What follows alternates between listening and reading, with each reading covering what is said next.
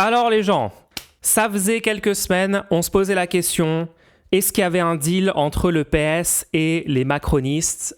Est-ce qu'Olivier Faure a négocié un truc? Qu'est-ce qui est en train de se tramer? Il y avait l'hypothèse que peut-être le PS allait rentrer dans le gouvernement, le Cornu 2, peut-être être nommé. Finalement, c'est pas le PS qui est nommé, c'était le Cornu. Et du coup, dès la nomination de Le Cornu 2, pétage de câble au sein de toute la gauche, tout le monde était d'accord pour dire on va censurer instantanément ce gouvernement Le Cornu 2, bien évidemment.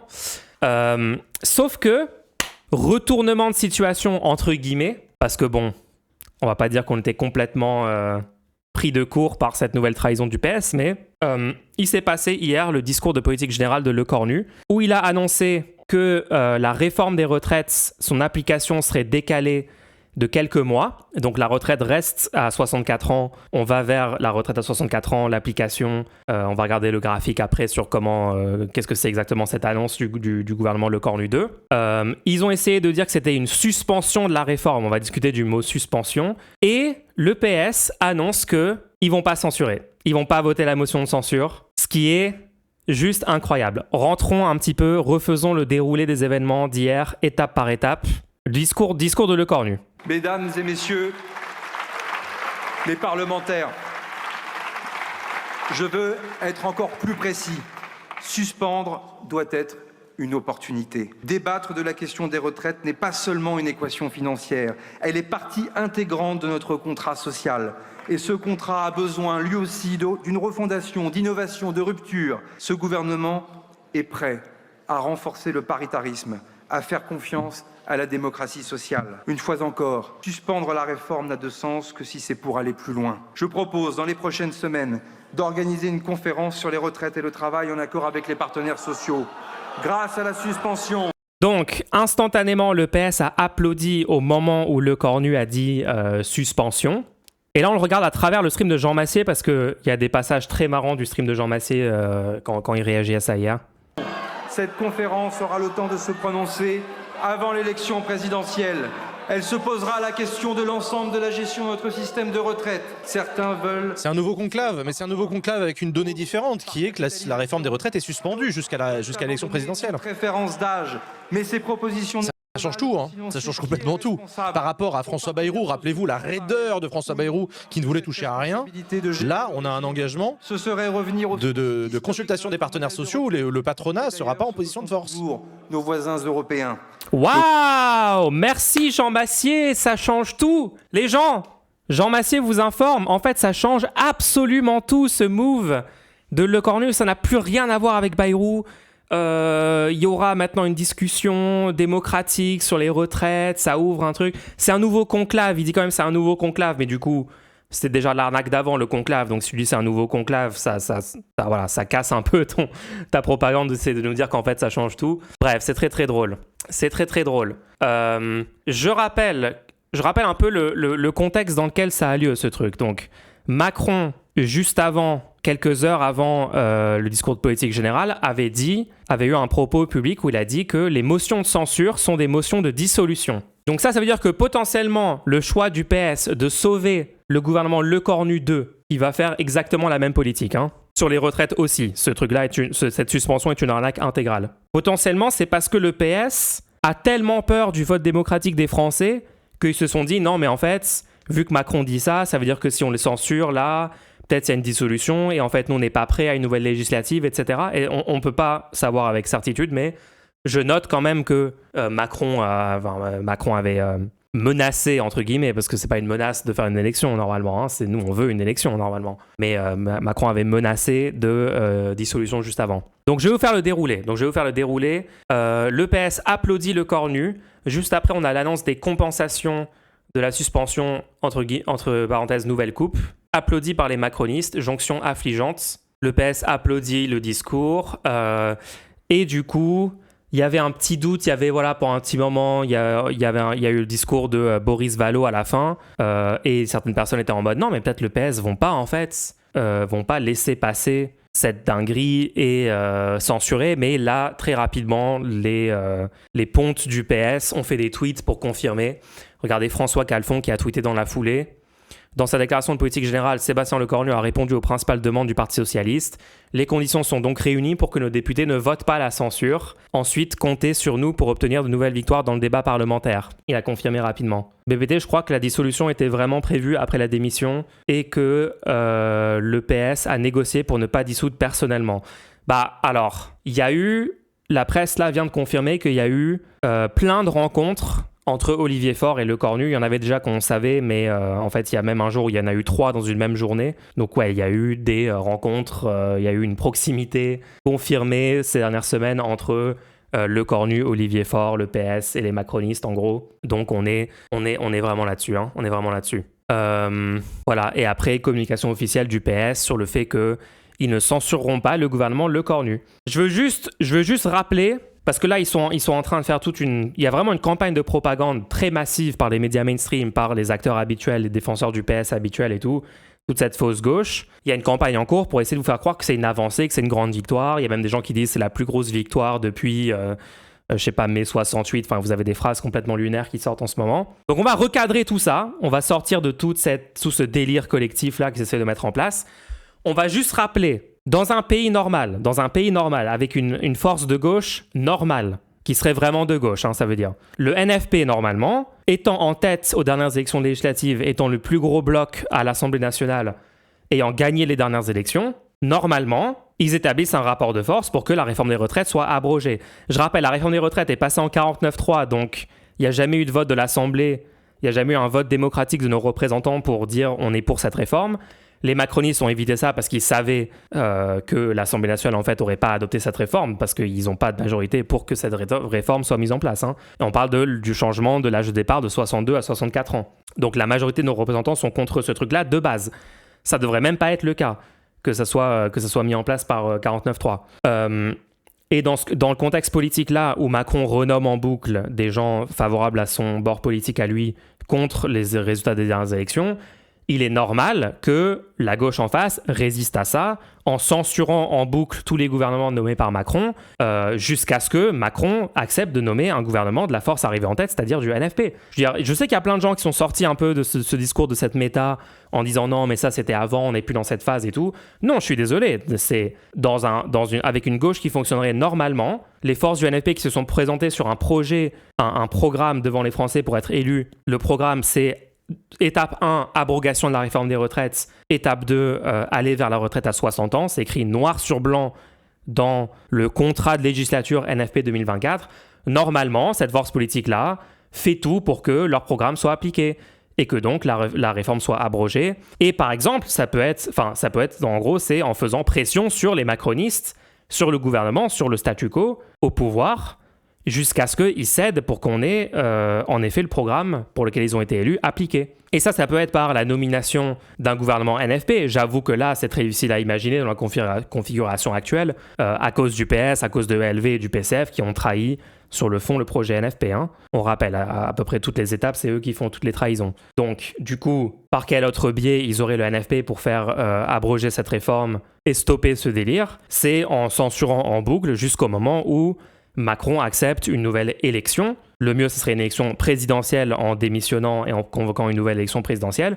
Soit, une dissolution, une nouvelle législative. Normalement, là, il devrait y avoir une campagne de tout le NFP qui parle d'une même voix, même en formant un seul parti NFP sur le programme NFP, en arrêtant le délire de faire 500 partis soi-disant sur le même programme, alors que la moitié d'entre eux sont des traîtres. Et normalement, ils appellent en masse sur tous les plateaux à une nouvelle élection pour dire on est arrivé en tête, c'est quoi cette blague, les institutions éclatées au sol de la 5e République permettent à Macron de violer la démocratie, donc nous, on censure en boucle collectivement, tant qu'il n'y a pas une nouvelle élection, une nouvelle législative, on peut obtenir la majorité, et ils viennent devant les Français en disant nous on est pour l'abrogation de la réforme, on peut l'abroger demain cette réforme, on peut remettre déjà la retraite à 62 ans en abrogeant la réforme, il suffit de gagner une nouvelle élection législative, il suffit de donner une majorité absolue de préférence au NFP, plus large ou absolue au NFP, comme ça la réforme peut être abrogée Voilà, sans aucun doute et tout. Dans un pays normal, avec une gauche normale, en France, ça aurait été ça la timeline. On serait là-dessus et on serait sur une censure instantanée de la part de tout l'NFP, de Le Cornu 2. Et peut-être que au bout d'une fois avec Barnier, 2 fois avec Bayrou, 3 fois avec Le Cornu 1, 4 fois avec Le Cornu 2, peut-être au bout de 4 fois, enfin, les macronistes constatant la situation politique française diraient « Ok, nouvelle élection, ok, démission Macron, ok, nouvelle législative, peu importe ». Et là, campagne de la gauche pour abrogation de la réforme des retraites et victoire. C'est possible en fait, c'est possible que ce serait possible d'avoir une gauche qui fait ça. Il n'y a absolument rien qui empêche tous les partis du NFP de ne pas trahir en fait leurs promesses électorales, de ne pas céder à la droite et accepter des pseudo-compromis qui sont du bullshit complet. Tout ça, on essaie de vous faire croire que c'est normal ce qu'ils sont en train de faire. Ça n'a absolument rien de normal, hein. C'est complètement lunaire ce qu'ils sont en train de faire. Bref. Donc le PS, qui sont élus sur le programme avec des centaines et des centaines de mesures du NFP, qui ensuite présente ils ont présenté il y a quelques mois un autre programme qui était ultra réduit, qui était un programme de gouvernement rapide, ou je ne sais plus comment ils ont appelé ça.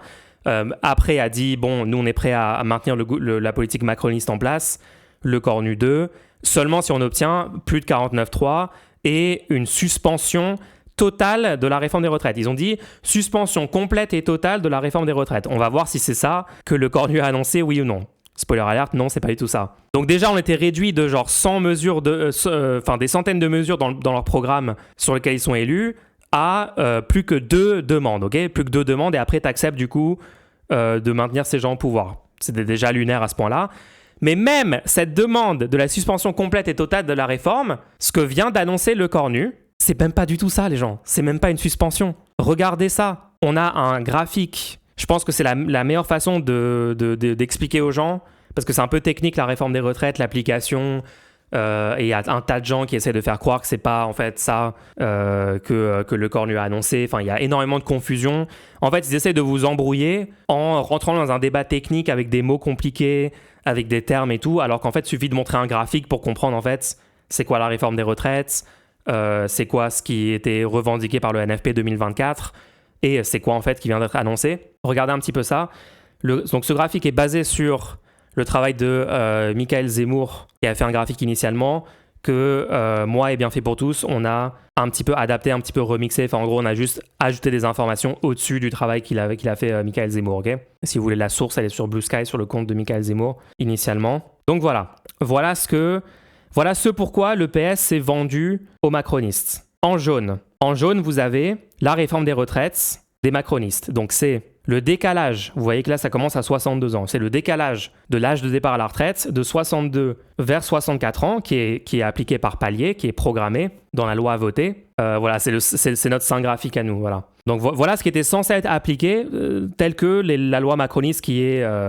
passé par 49.3, l'a décidé, donc c'est le décalage progressif, ok ? La ligne en pointillé ici, c'est le présent. Là, on est mi-octobre 2025. Donc, la loi s'est déjà appliquée, il y a déjà plusieurs paliers qui ont été appliqués, et le départ à la retraite actuellement, pour les gens qui arrivent à la retraite, hein, pour les gens de ma génération, par exemple, c'est 64 ans, hein, mais pour les gens qui arrivent à la retraite, c'est 62 ans et 9 mois. D'accord, 62,5 ici, c'est 62 ans et 6 mois. Et là, on voit que c'est 62,75, c'est-à-dire 62 et 9 mois.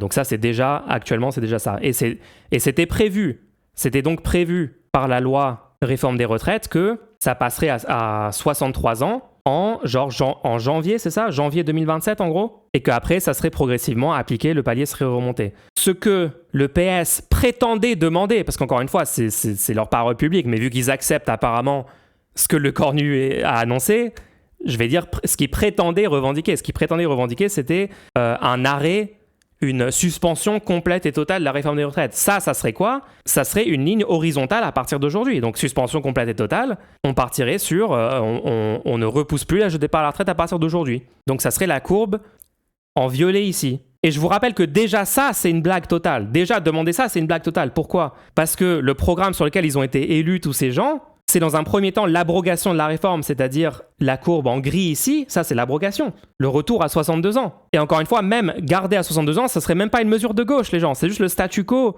avant la réforme des retraites 2023. Et c'est ce qu'ils ont promis au moment de législative 2024, le PS, hein, ce qu'ils ont signé. C'est le truc en gris. Donc déjà, le truc en violet, C'était une trahison du PS. Mais là, c'est encore 1000 fois pire. Ce qu'a annoncé Le Cornu, c'est ni l'abrogation de la réforme, ni la suspension de la réforme. C'est en fait un décalage de 9 mois de l'application de la réforme. C'est juste ça. Qu'est-ce que le PS a réellement obtenu, soi-disant, en faisant le move qu'ils viennent de faire, en refusant de censurer Le Cornu 2? Ils ont obtenu la retraite à 64 ans. C'est pas une blague. Je suis pas en train de blaguer, les gens. Ils ont rien obtenu. Et donc, quel est leur élément de langage? Leur élément de langage que vous allez entendre partout sur les plateaux, c'est « ça change la vie pour 3,5 millions de Français ». Vous vous rendez compte? Les autres partis du NFP, là, vous gueulez, vous dites qu'on est en train de trahir je sais pas quoi.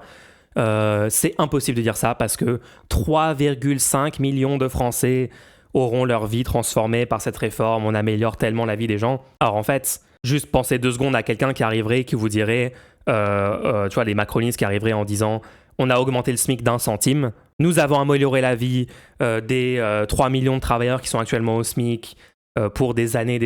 Imaginez ça, 1 centime d'augmentation, vous vous rendez pas compte, on a techniquement amélioré la vie de plein de gens. Et en fait, on est à peu près sur le même niveau de blague avec le PS actuellement. Hein. Pourquoi? Parce que la ligne rouge verticale ici, c'est le moment où on élit un nouveau président de la République au plus tard, c'est-à-dire la présidentielle 2027, avril 2027, ok? Donc, entre aujourd'hui et la ligne rouge, vous remarquez que ce qui était prévu, c'est-à-dire la courbe en jaune, c'est plat et tout à la fin, pendant genre 3 mois, le départ augmenté de 3 mois. Ok?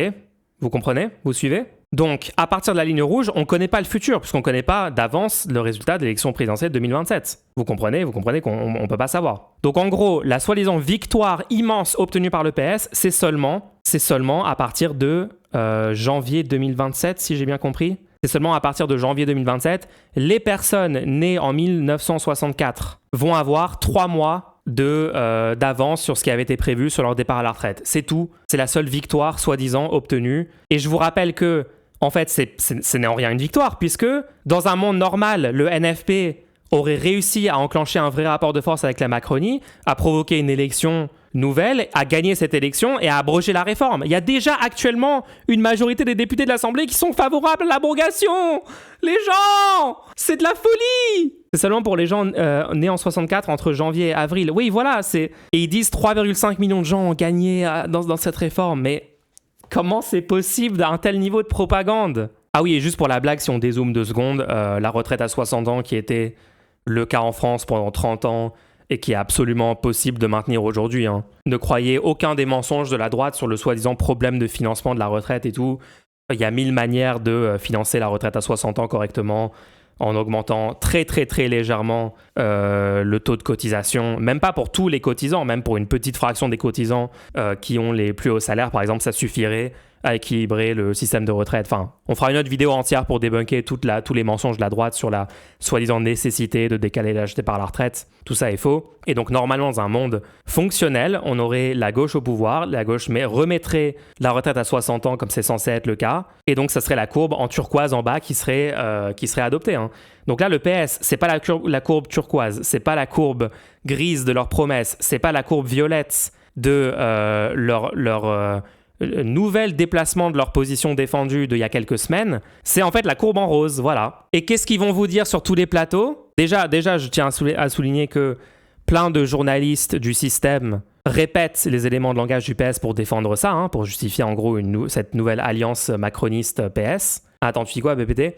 3,5 millions de Françaises et de Français bénéficieront de cette suspension, uniquement si vous partez du principe que vous ne pourrez rien faire contre la réforme des retraites jusqu'en 2033. Vous annoncez donc que vous comptez faire perdre la gauche en 2027. Ah oui, je vois ce que tu veux dire. Oui, tu annonces ces 3,5 millions parce que tu prends en compte que sur le long terme, cette courbe-là sera réellement suivie, alors qu'en fait, on peut gagner en 2027, au plus tard, et donc ça serait pas 3,5 millions de Français qui bénéficieraient, mais genre 60 millions. Ah ouais, c'est super basé, BPT. T'as trop raison, c'est vraiment ça. Bordel. Ouais, donc voilà, les journalistes. Donc, Renaud Pila, éditorialiste politique sur LCI. Olivier Faure est l'invité du 20h de TF1.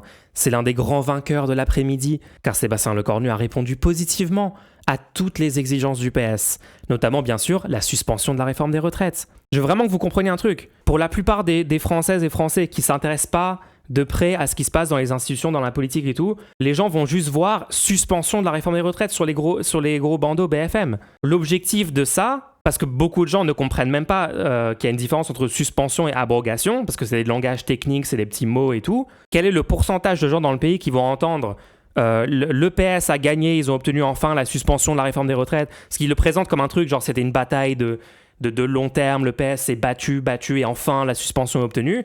Ce que la plupart des gens qui sont mal informés vont entendre, c'est « Ah ouais, bordel, ils ont gagné, la réforme des retraites a été enlevée, c'est bon, cette lutte a été gagnée. » Est-ce que vous vous rendez compte que pour des millions de personnes dans ce pays, c'est ça qu'ils vont comprendre juste en allumant genre le 20h à la télé, « Ah, suspension de la réforme des retraites obtenue, ah c'est cool quand même, le PS a obtenu la suspension de la réforme des retraites. » C'est même pas une suspension.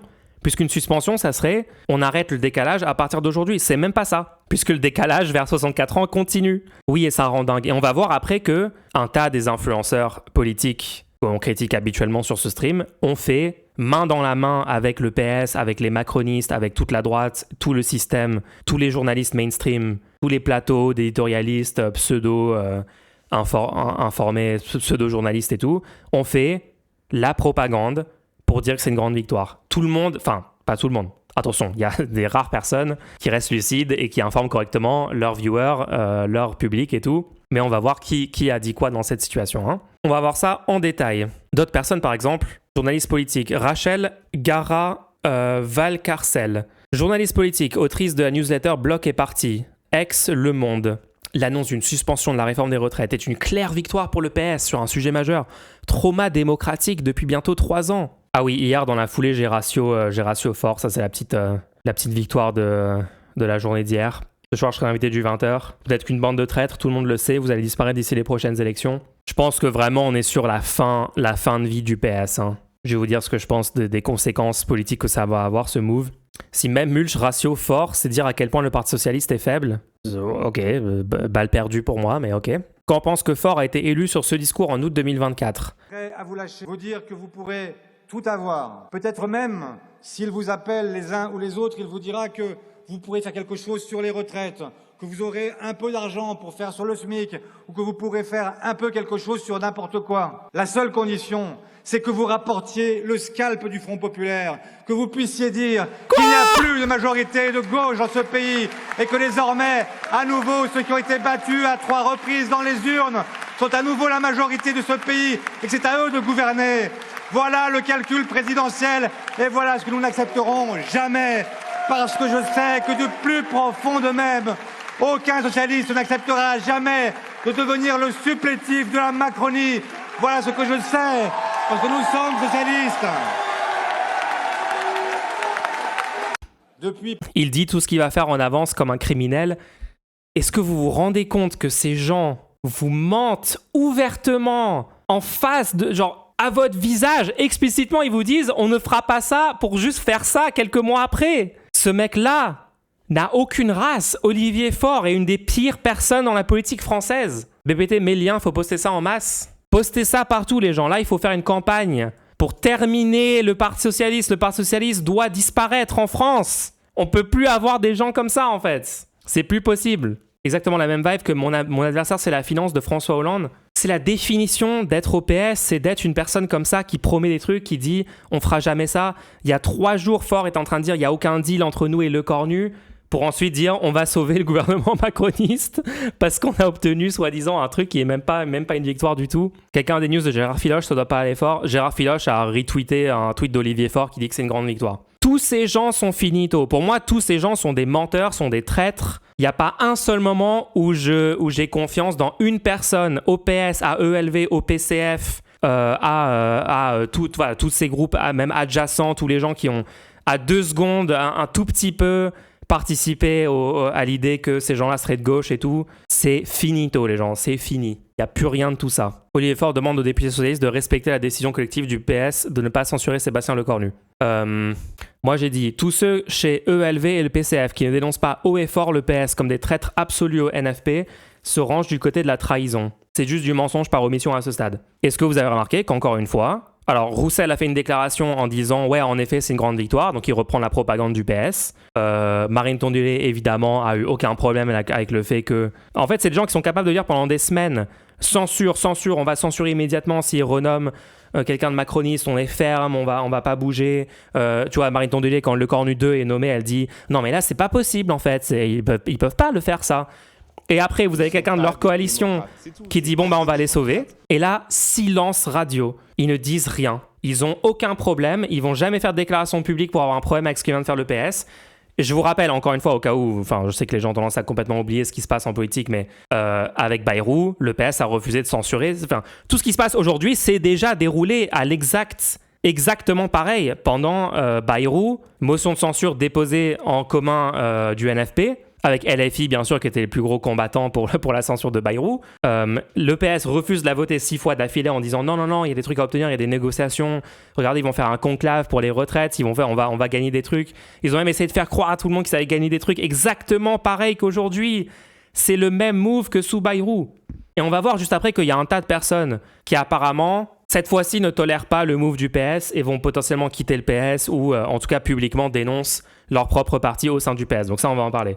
Et apparemment, ils l'ont pas fait quand c'était la non-censure de Bayrou, avec le même type d'arnaque, le même type de blague et le même type d'opération de communication pour masquer la vérité de ce qu'ils ont fait il y a quelques mois. Donc après, moi, c'est bien si les gens se rendent compte, si ça leur prend quelques mois, quelques années supplémentaires, que tout le monde se rende compte que ce parti est un parti de traîtres. Ok, du moment qu'ils se rendent compte au moins à un moment. Donc parlons d'une des personnes qui fait le service après-vente de cette trahison totale. Tweet de François Malocena. La suspension de la réforme des retraites bénéficiera à 3,5 millions de Français. Mais est-ce qu'il est officiellement au PS, Malocena ? Il dit qu'il est vulgarisateur économique, droit, histoire, politique, parlement. Donc voilà, il fait juste un tweet pour poster un élément de langage du PS pour leur propagande. Et bon, ce qui est bien quand même, c'est qu'il se fait ratio à peu près à chaque tweet qu'il fait. Malocena était en mission hier, il est payé, j'espère. Pas faire ça gratuitement serait très cuck. Attendez, il y avait un des tweets où il disait un truc incroyable. Faut vraiment étudier la mentalité du profil de personne que représente François Malocena, à mon avis. Ça nous donne des infos politiquement. Déjà, regardez, rien que le fait de dire que c'est une suspension de la réforme des retraites est faux, c'est une fake news. Je vous rappelle, regardez le graphique, la suspension, ça serait la ligne horizontale ici. Et là, ce qui est décidé n'est pas une suspension. Ce qui est annoncé pour le moment. J'essaie de trouver, je pense que c'est BPT qui l'avait QRT, le truc que je cherche. Est-ce que c'est un vrai mec, ce Malocena ? Bah, il y a des gens qui le suivent sur Twitter. Après, moi, je le commente surtout pour répondre à la propagande du PS qui va être massivement diffusée. Et c'est un bon représentant de ça. Donc, voilà le type de truc que ce mec est capable de dire. Pour avoir l'abrogation, il fallait avoir Matignon. Parce que le gouvernement est le seul qui peut déposer l'amendement. Du coup, c'est dommage que LFI n'ait pas soutenu le reste de la gauche, préférant jouer le quart d'une destitution qui n'avait aucune chance de réussir. Donc, tout est faux dans ce tweet. Ça, c'est de la pure propagande mensongère de droite. On va commencer par la fin. La destitution n'a aucune chance de réussir. C'est complètement faux. Une destitution peut passer. Il suffit qu'il y ait 2/3 de l'Assemblée nationale, 2/3 du Sénat, 2/3 de la Haute Cour et toutes les étapes précédentes où les élus acceptent de faire passer la destitution étape par étape et après votent la destitution. Tout est une question de combat politique en fait. Tous ces gens sont le même type de personne qui va dire mais la gauche ne peut pas gagner une élection présidentielle, on peut pas on peut pas faire ça, on peut pas. Ils sont dans un défaitisme performatif permanent pour justifier le statu quo, pour justifier, en fait c'est de la propagande capitaliste en fait, c'est le réalisme capitaliste, c'est le truc de dire il n'y a pas d'alternative, l'ordre établi est le seul ordre possible, on peut rien changer jamais à la situation politique. Il ne peut pas y avoir un mouvement social de masse qui met la pression sur les élus, en tout cas sur ceux qui refuseraient de voter une destitution, tout ça est impossible. Ce n'est jamais impossible, c'est complètement possible. S'il y a un mécanisme prévu dans les institutions pour destituer le président, c'est donc que c'est possible de destituer le président dans la Ve République. C'est une définition et en aucun cas, quelqu'un qui nous dit que c'est impossible peut se dire vulgarisateur de la politique ou du droit. Et donc ce mec, après, nous dit que c'est la faute de LFI, alors que LFI était complètement favorable à une vraie cohabitation sur le projet NFP à un moment. C'est juste qu'au bout d'un moment, quand Macron le fait pas 3 fois d'affilée, peut-être à un moment, il faut se poser des questions sur demander aussi peut-être le départ de Macron. Et encore une fois, il dit il fallait avoir Matignon pour l'abrogation. Mais quelle est la stratégie qui maximise les chances d'obtenir Matignon? Mettre une pression maximale au camp macroniste en censurant leur gouvernement pour qu'il y ait des nouvelles élections, même si c'est des législatives. Comment tu veux avoir une majorité absolue NFP? Il faut qu'il y ait des législatives, François. Et qu'est-ce qui maximise les chances d'avoir des nouvelles législatives si la situation est tellement bloquée que Macron se dit « Ok, nouvelle élection ». D'ailleurs, il l'a dit, je ne sais pas si c'est honnête, ça peut être une communication malhonnête de Macron, mais il a dit les motions de destitution seraient des motions de dissolution. Donc à un moment, il faut brancher son cerveau et il faut faire une analyse politique de ce qui est en train de se passer. Et le mec nous dit que il fallait avoir Matignon et c'est la faute de LFI qui n'est pas à Matignon. C'est tout l'inverse, C'est un truc de fou. On pèse 29%, on est le 3e bloc. Le mec dit on est le 3e bloc. Le NFP est le premier bloc à l'Assemblée. La seule façon dont cette phrase est vraie, c'est s'il considère que le PS est dans le bloc macroniste. Comment ça, on est le 3e bloc? Toi, t'es quel bloc, en fait? On sait pas trop dans quel bloc il est, en fait. Hein. Il a l'air d'être dans le bloc macroniste, finalement, comme le PS. On vient d'obtenir la plus grosse et la seule défaite de Macron depuis 2017. La retraite est toujours à 64 ans. La réforme n'a pas été abrogée, elle n'a pas été suspendue. Les macronistes vont maintenant présenter leur budget et il est très probable que le PS, va laisser Macron, va voter, ne va pas censurer en tout cas, le Cornu 2, même sur le budget. En quoi c'est la plus grosse victoire sur Macron depuis 2017 ? Il n'y a pas de victoire, c'est une propagande. On est mécontent parce que dans un monde imaginaire, on aurait pu avoir la retraite à 33 ans. La retraite était à 60 ans en France, pendant genre 30 ans. Mitterrand en 1981 a mis la retraite à 60 ans. Et il pense que c'est un monde imaginaire que la gauche propose la retraite à 60 ans. Ou propose même l'abrogation. Pour lui, abroger une réforme. Dans un contexte où plus de la moitié des députés de l'Assemblée sont déjà contre cette réforme, abroger ça, ce serait un monde imaginaire. C'est un agent de la CIA. C'est impossible que ce soit pas un agent de la CIA. BPT en dessous, c'est pas un monde imaginaire. La retraite à 62 ans, c'était le programme du NFP qui a gagné l'élection. C'est la retraite à 64 ans qui est le monde imaginaire de Macron. Et son monde, le PS ne fait que légitimer son délire. Qu'est-ce qui répond ? Dans le vrai monde, le NFP n'a pas gagné. On a fait moins de voix que les deux autres blocs et moins de sièges que le bloc central. Attends, mais c'est complètement faux. Donc officiellement, il compte le PS dans le bloc central. Est-ce qu'il peut le tweeter explicitement, s'il te plaît, ça ?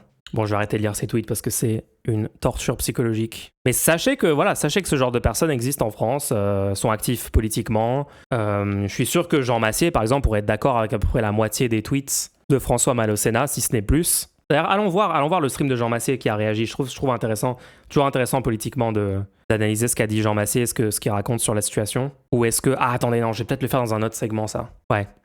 Alors maintenant, un truc intéressant à noter, c'est que plusieurs personnes du PS ont réagi en protestant contre la décision du PS de trahir complètement tous leurs engagements. Nathan Bernard, premier secrétaire fédéral du PS Vienne. J'ai honte.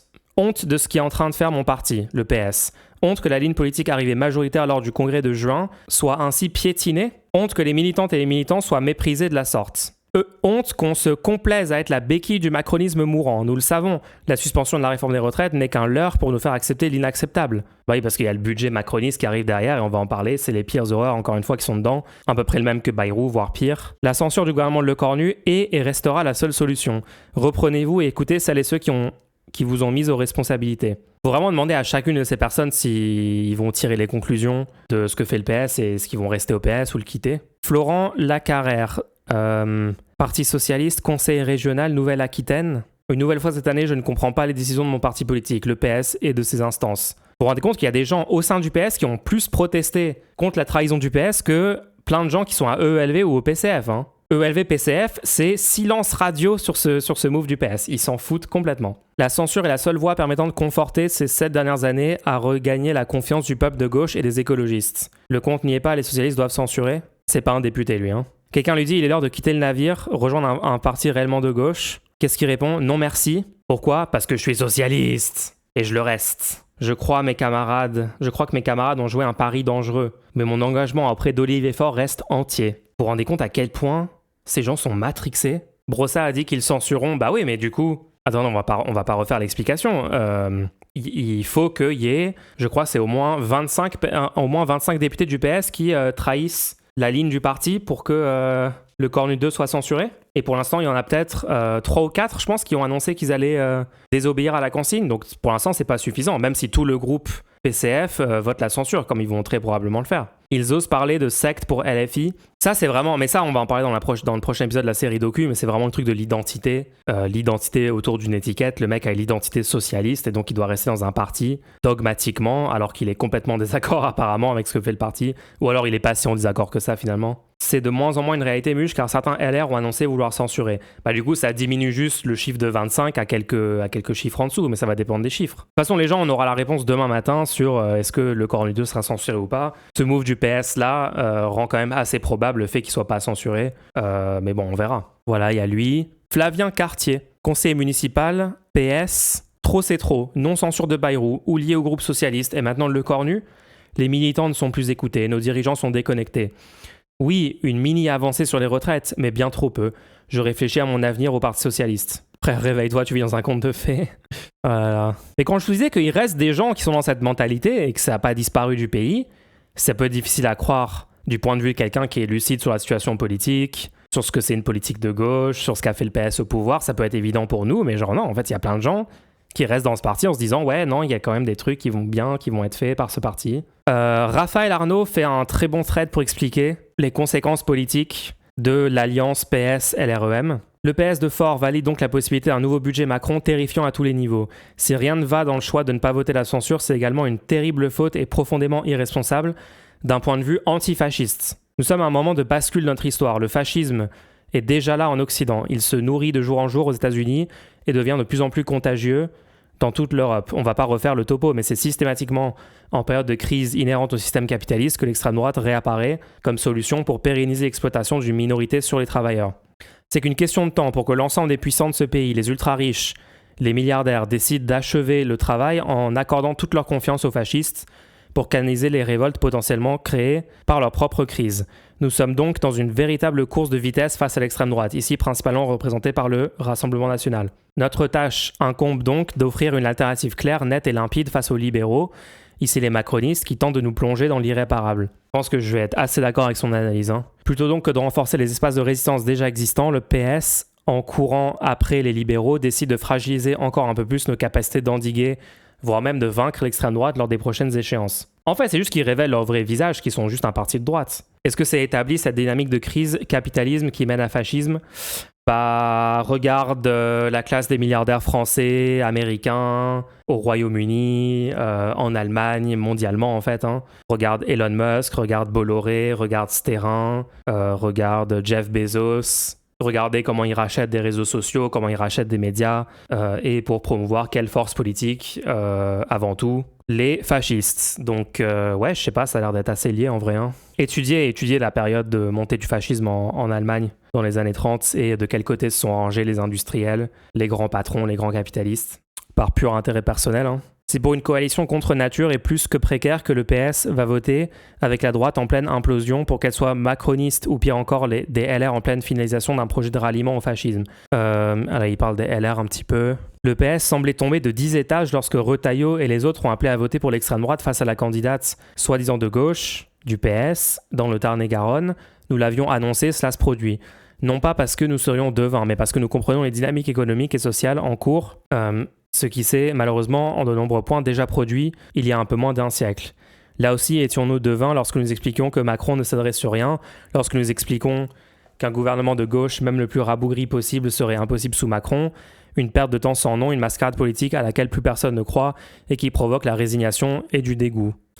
Pour les plus sincères d'entre eux, certains pensent peut-être encore que dans la lutte contre l'extrême droite, il y a quelque chose à tirer des libéraux. Si les éléments les plus démocrates d'entre eux pourront peut-être se rapprocher de nos résistances en cas de prise du pouvoir d'extrême droite, ils ne feront aucune concession avant. C'est ce que nous apprend l'histoire, mais aussi les dynamiques sociales et économiques. Et ils n'ont simplement pas intérêt. Dans le monde entier, les forces libérales... Ouais, je suis pas d'accord qu'ils n'ont pas intérêt. Si on parle d'intérêt personnel, les libéraux ont intérêt à mettre la gauche de rupture au pouvoir plutôt que l'extrême droite. Les électeurs qui votent pour les libéraux, en tout cas, et même d'une façon toute la classe politique. Le but ici n'est pas de quémander aux socialistes la censure, juste seulement d'alerter sur le chemin qu'ils empruntent.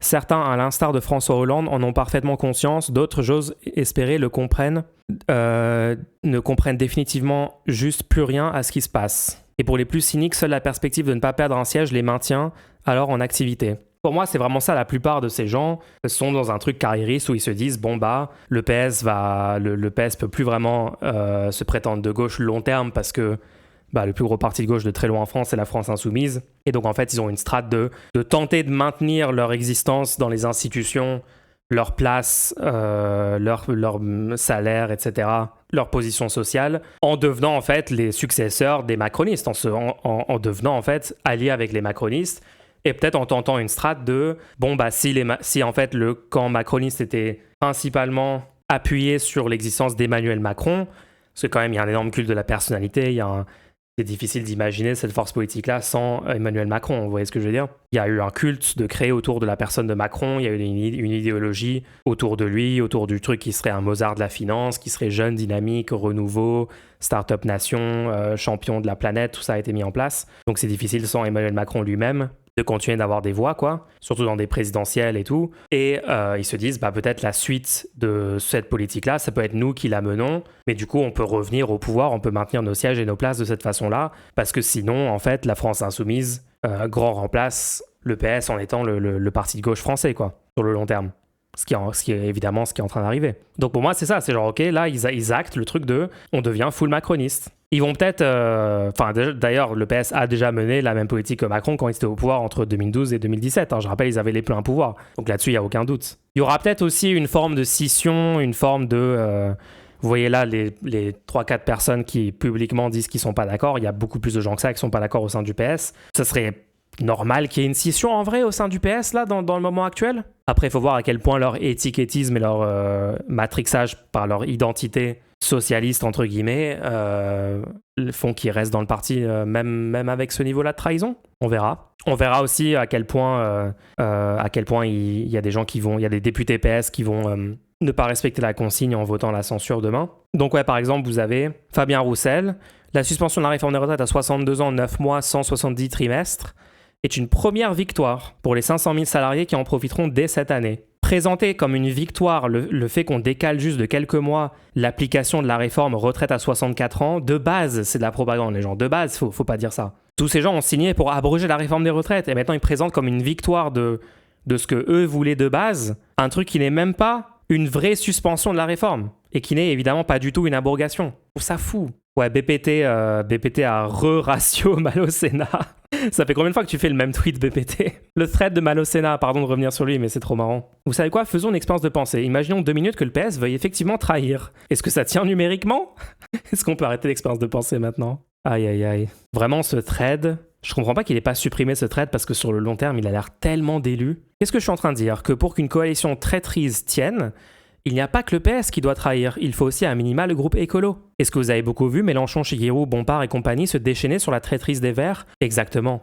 Alors pourquoi la direction insoumise se déchaîne sur une trahison du PS qui numériquement ne tient absolument pas la route?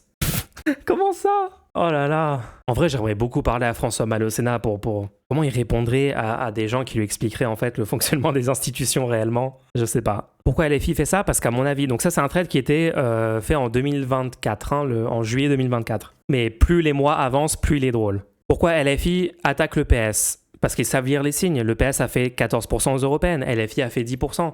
Ce qui est cohérent avec tous leurs résultats. Attends, il est vraiment en train de dire ça? J'avais oublié à quel point il était d'élu. Il sort les arguments Samuel Gibowski sur le fait que le vote pour LFI était que un vote de dernière minute en prenant des voix aux autres partis, soi-disant, alors que tous les chiffres montrent que c'est faux. C'est très drôle. Même Edoui Plenel est obligé de dire « Non mais là c'est une blague le PS ». Edoui Plenel, les gens. Résumé socialiste de la séquence. On a survécu grâce au sursaut unitaire du NFP face à l'extrême droite, mais de peur de perdre des sièges, on sacrifie l'union pour un plat de lentilles. Il est même pas capable de dire que c'est le PS. Par contre, il dit pas le PS brise l'union. C'est dommage, l'union est sacrifiée. Par qui? Par qui? Plenel. Au risque d'une division fatale du barrage contre l'extrême droite. Mais c'est qui en fait? C'est pas une responsabilité collective du NFP. J'en peux plus de ces éléments de langage. C'est quoi l'article Mediapart qui met en lien? Ne pas censurer le cornu. Le PS assume son pari hasardeux. Après l'annonce de la suspension de la réforme des retraites. Mais c'est pas une suspension. Les troupes d'Olivier Faure se targuent d'avoir remporté une victoire politique. Quoi qu'en disent les socialistes, celle-ci n'efface pas un budget complaisant avec les ultra-riches et une fracture indélébile à gauche. Le PS n'est pas un parti de gauche. Un plat de lentilles, ce serait au moins quelques postes de ministre. Là, c'est même pas ça. Ah ouais, non, mais ils se vendent pour littéralement rien du tout. Hein. Quand vous avez des annonces de communication comme ça de la part du camp macroniste, c'est un produit McKinsey. Vous avez le produit et ensuite il faut regarder les petits détails qu'on voit en bas des publicités.